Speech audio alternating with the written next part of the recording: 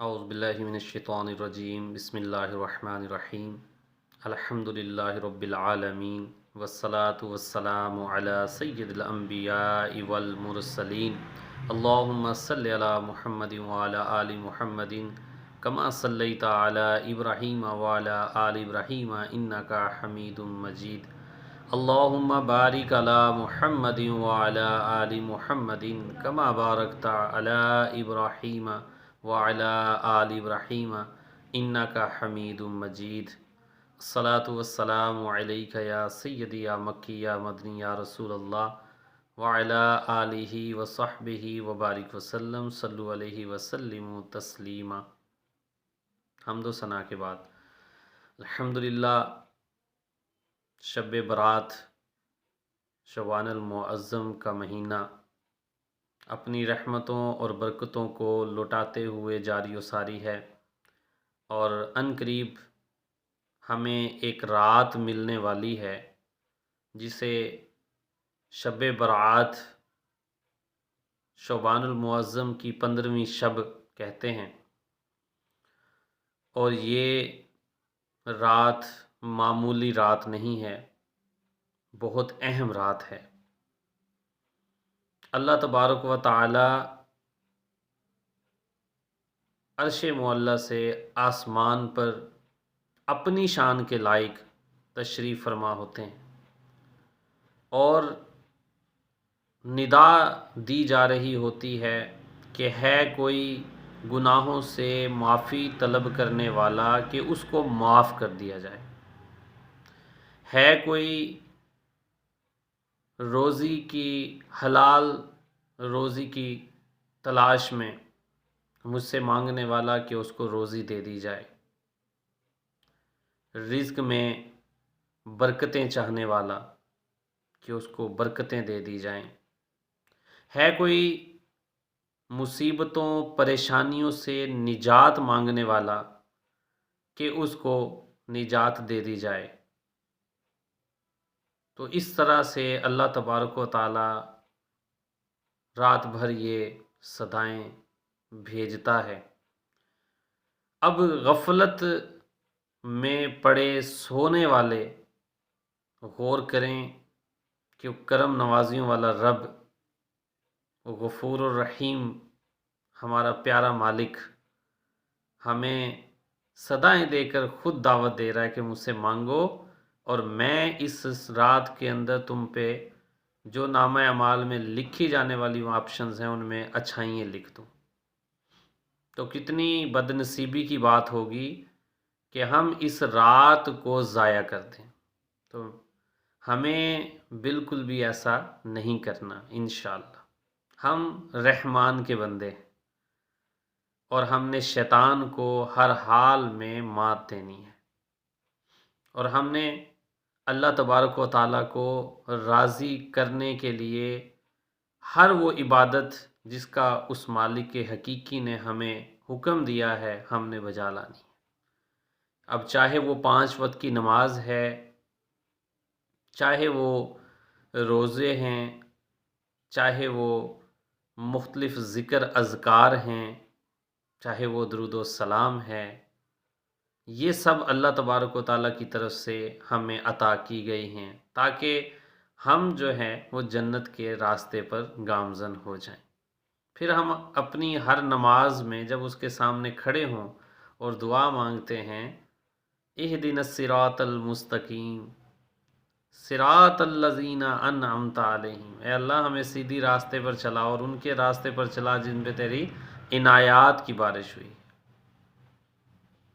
نیک لوگوں کے راستے پہ، اور نیک لوگوں میں انبیاء علیہ السلام کا راستہ ہے۔ انبیاء علیہ السلام کے بعد اللہ کے محبوب صلی اللہ علیہ وآلہ وسلم کے اصحاب کا راستہ ہے، اہل بیت کا راستہ ہے۔ تو یہ وہ راستے کی دعا ہم مانگتے ہیں، اور ہر دفعہ اللہ کی طرف سے اگر ہمیں لبیک کی صدائیں آئیں اور ہم بھی مسلسل یہ صدائیں دیتے رہیں تو انشاءاللہ ہمارا بیڑا پار ہے۔ یہ جو رات ہے، اس رات کو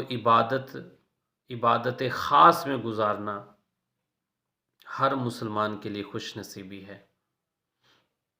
ابھی سے تیاری کر دیں، ابھی سے اپنی غلطیوں کا اللہ کے سامنے اظہار کر کے معافی مانگنا شروع کر دیں، تاکہ وہ ہمیں اس رات، جس رات نامہ اعمال لکھے جاتے ہیں اور یہ فیصلہ کیا جاتا ہے کس بندے کی زندگی کو ختم کرنا ہے، کس کو موت کا پروانہ سنانا ہے،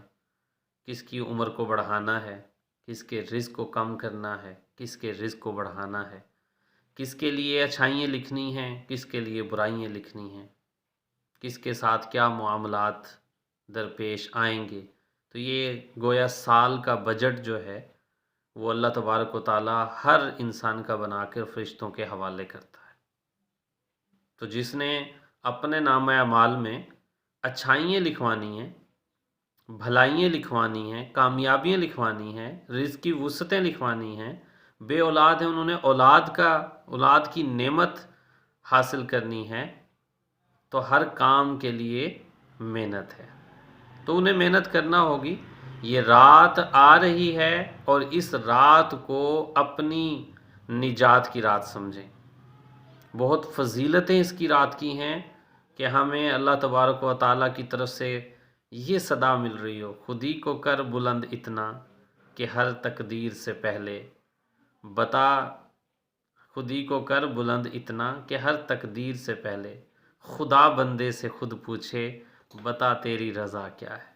ایک بندہ عبادات کرتا ہے، اللہ کی ہر بات کو مانتا ہے، اللہ کے محبوب کی ہر بات کو مانتا ہے، اور اس پہ اللہ تعالیٰ اتنا خوش ہوتا ہے کہ اللہ تبارک و تعالیٰ جب اس کے لیے فیصلہ کرنا چاہے تو وہ بندے سے مشورہ کرتا ہے۔ بندے، حالانکہ اللہ تبارک و تعالیٰ محتاج نہیں ہے ہم سے مشورہ کرنے یا ہم سے پوچھنے کے لیے، لیکن اللہ نے شرف دیا نا کہ یہ بندہ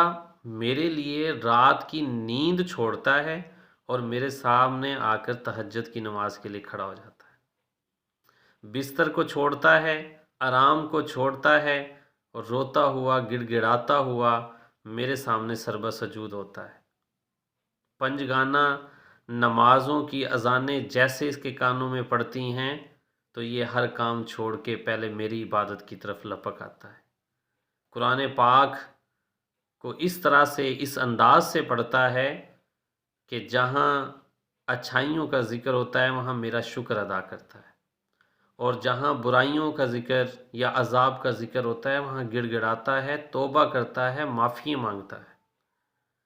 میری مخلوق میں میرے دیے ہوئے رزق سے خرچ کرتا ہے، دوسروں کے ساتھ بھلائیاں کرتا ہے۔ تو ایسا بندہ جو ہر قدم اٹھانے سے پہلے احتیاط کرتا ہے کہ اس اٹھنے والے قدم یا اس عمل پر میرے رب اور میرے رب کے حبیب صلی اللہ علیہ وآلہ وسلم نے کیا حکم صادر فرمایا ہے، سوچ سوچ کے وہ معاملات کرتا ہے، تو ایسا بندہ اللہ تبارک و تعالیٰ کو بہت پیارا ہو جاتا ہے۔ حدیث قدسی ہے، اللہ تبارک و تعالیٰ فرماتا ہے، نبی کریم صلی اللہ علیہ وسلم نے ارشاد فرمایا کہ جب بندہ مومن فرائض پورے ادا کرنے کے بعد نفلی عبادات میں اپنے آپ کو لگا دیتا ہے اور وہ عمل کرتا ہے کہ جس سے میں راضی ہو جاؤں، تو پھر اللہ تبارک و تعالی کیا فرماتا ہے کہ پھر میں اس بندے کو اپنا محبوب بنا لیتا ہوں، اپنا مقرب بنا لیتا ہوں، اپنا قریبی بنا لیتا ہوں، اپنا دوست بنا لیتا ہوں۔ سبحان اللہ، اللہ پاک فرما رہا ہے کہ میں اس کو اپنا دوست بنا لیتا ہوں۔ اب جب وہ دوست بنتا ہے تو کیا کرم نوازی ہوتی ہے کہ اب اس کی میں آنکھ بن جاتا ہوں، میں اس کے کان بن جاتا ہوں، میں اس کی زبان بن جاتا ہوں، میں اس کے ہاتھ بن جاتا ہوں، میں اس کے پاؤں بن جاتا ہوں۔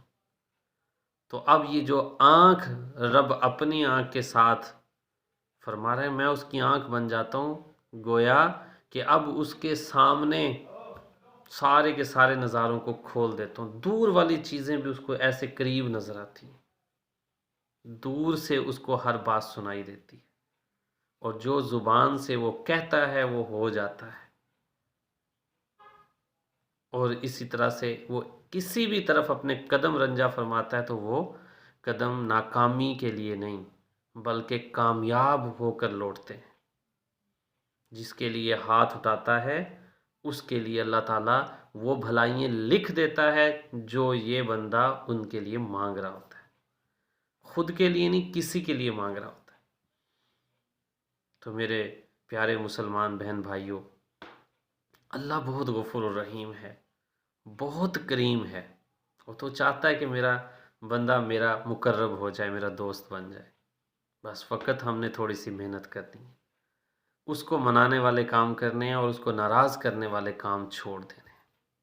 حلال اور حرام میں تمیز کرنی ہے۔ یہ رات انہی گناہوں کو یاد کر کے رونے والی رات ہے، انہی گناہوں سے معافی مانگنے والی رات ہے، اور اس غفور الرحیم رب کو منانے والی رات ہے۔ ہم میں سے کسی کو پتہ نہیں کہ ہمارے ساتھ کیا معاملات ہونے والے ہیں، تو ہمیں اللہ تعالیٰ سے اچھی امید، اچھا گمان رکھ کے مانگنا ہے کہ انشاءاللہ وہ گمان کے مطابق ہے،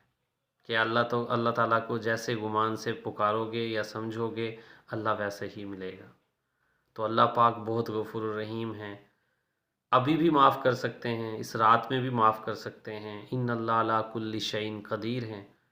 فقط ہمارے قدم رنجا فرمانے کی ضرورت ہے۔ تو جب اللہ تعالیٰ اپنا مقرب بناتا ہے نا کسی کو، تو پھر تبھی تو کہا کہ خود ہی کو کر بلند تھا، کہ پہلے آپ اپنے آپ کو مار لیں، دنیا کی رنگینیوں سے ہٹا لیں اور ایک اللہ کے بن جائیں،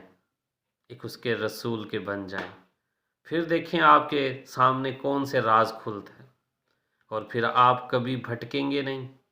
کبھی اس کے راستے کو چھوڑ کر دوسرے راستے کا سوال ہی پیدا نہیں ہوتا۔ جب اس کے نظاروں میں گم ہوں گے نا، تو پھر وہی تو ہوگی نماز،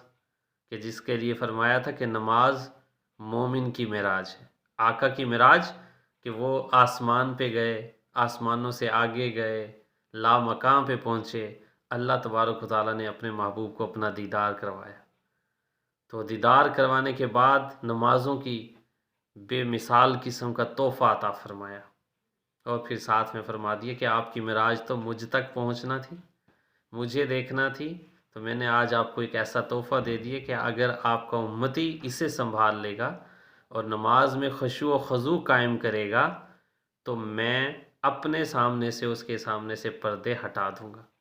اور آپ کے امتی کو بھی اپنا دیدار کروا دوں۔ حضرت علی کرم اللہ وجہ الکریم کے بارے میں آتا ہے، فرمایا کہ آپ فرماتے تھے کہ میں کبھی وہ نماز پڑھتا ہی نہیں ہوں جس میں اللہ کا دیدار نہ کرتا ہوں، اور ایک مرتبہ کوئی نیزہ وغیرہ آپ کو لگا نا، تو وہ نکالنے کے لیے تکلیف ہوتی تھی، تو مشورہ تن کیا گیا کہ آپ جب نماز میں ہوں گے یہ تب معاملہ کیا جائے گا، اور آپ کے ساتھ ایسا ہی کیا۔ نماز میں جب آپ کھڑے ہوتے تو دنیا کو بھلا دیتے تھے، بس پھر اس رب کے دیدار میں مگن ہو جاتے تھے، اور یہی وجہ تھی کہ وہ نکال بھی لیا، صاف ستھرا بھی کر دیا، لیکن آپ نے اس تک نہیں کیا، کیونکہ جب انسان کو تکلیف ہوتی ہے، زخم ہوتا ہے، کچھ بھی ہو، تو تھوڑا سا ہاتھ لگانے سے بھی بہت زیادہ درد محسوس ہوتا ہے، لیکن حضرت علی کرم اللہ وجہ الکریم کو پتہ تک نہیں چلا۔ کیوں پتہ چلتا؟ ان کے سامنے جو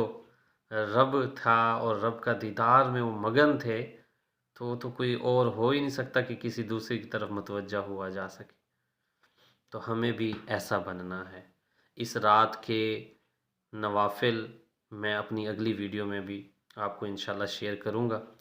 تو اس رات کو ہم نے اللہ تعالیٰ کو منانے کے لیے گزارنا ہے، آتش بازی کے ساتھ ایسی رات گزارنے کا نہیں، نہ اپنے بچوں کو لے کر دیں، نہ ان کے کسی بھی ایسے معاملے کو، کسی بھی ایسی خواہش کو پورا کریں جسے آپ اللہ اور اللہ کے رسول کو ناراض کر دیں۔ تو یہ رات معافی مانگنے کی ہے، اپنے بچوں کی خوشیاں مانگنے کی ہے، اور اپنی اور اپنے والدین، اپنے بچوں کے لیے، پورے پاکستان کے لیے اچھائیاں مانگنے کی ہے، اور انشاءاللہ تعالی ہم سب اللہ کی عبادت میں مشغول ہوں گے۔ اللہ تبارک و تعالی مجھے، آپ کو، سب کو ہمت عطا فرمائے، توفیق دے کہ ہم اس میں خوب عبادت کریں۔ السلام علیکم ورحمۃ اللہ۔